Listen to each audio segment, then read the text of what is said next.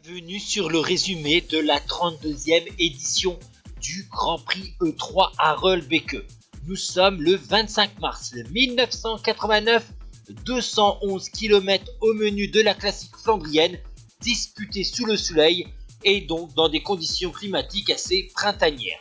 Et à moins de 40 km de l'arrivée, dans l'ascension du Kluisberg, avant-dernière difficulté de la journée, le groupe de tête de 4 coureurs est repris par un groupe de chasse de 17 membres.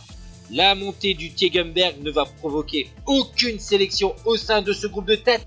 On a donc 21 coureurs dans la longue partie plate pour rejoindre Roelbeke et la ligne d'arrivée.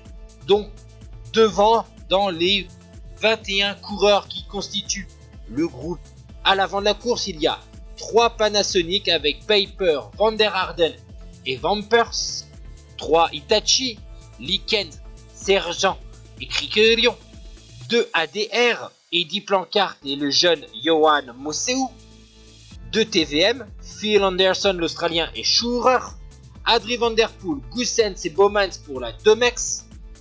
Du côté de Superconfex, il y a Solveld et Verhoeven, Harris pour représenter l'équipe Raleigh, Ludo Peters et Hermans pour la Cara Oral, Wig pour la formation Humo et enfin Willems pour l'équipe Lotto. Mais Willems qui était à l'avant de la course avant, eh bien lui va essayer plutôt de sauter les relais. Finalement, à une quinzaine de kilomètres de l'arrivée, 5 coureurs vont donc se dégager de ce groupe de 21. Il y a donc Eddy Planckaert, vainqueur du Grand Prix E3 87, lauréat du Ronde 88 ou encore double vainqueur du Het Volk en 84 et 85. Il y a aussi Adrie van der Poel, le néerlandais, vainqueur du Tour des Flandres 86, de Paris Tour 87, de Liège-Bastogne-Liège 88. Marc Sergent, le champion de Belgique 86 et son équipier Claude Criquelion, vainqueur du Ronde 87, de la Flèche Wallonne 85 et champion du monde en 84.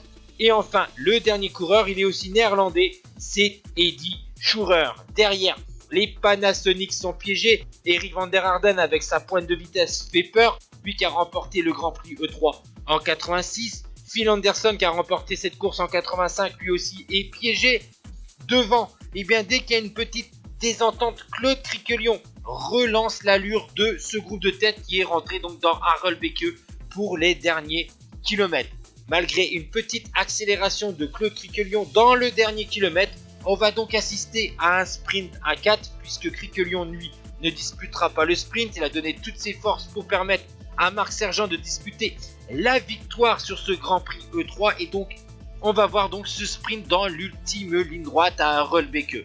On voit que c'est Adrie van der Poel qui va donc lancer ce sprint tout en puissance. On voit que Marc Sergent est en dernière position dans ce groupe et c'est finalement avec son maillot jaune la surpuissance de Eddy Planckaert, dossard numéro 21, qui s'impose largement devant Adrie van der Poel et Marc Sergent. Superbe victoire du Belge, tandis qu'on voit Claudie Criquelion passer la ligne. Et ensuite, les autres coureurs du groupe de chasse, on est un petit peu un par un. On s'est attaqué dans le final pour les places d'honneur.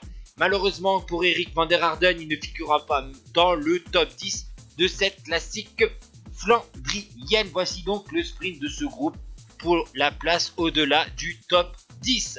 Voici donc le top 10, Eddy Planckaert, Adrie van der Poel, Marc Sergent, Eddy Schurer, Claude Criquelion, Phil Anderson, Jean-Marie Vampers, Roberto Caggioni, que j'avais oublié de citer dans le groupe de 21, Mathieu Hermans et encore Jan Goossens pour conclure ce top 10.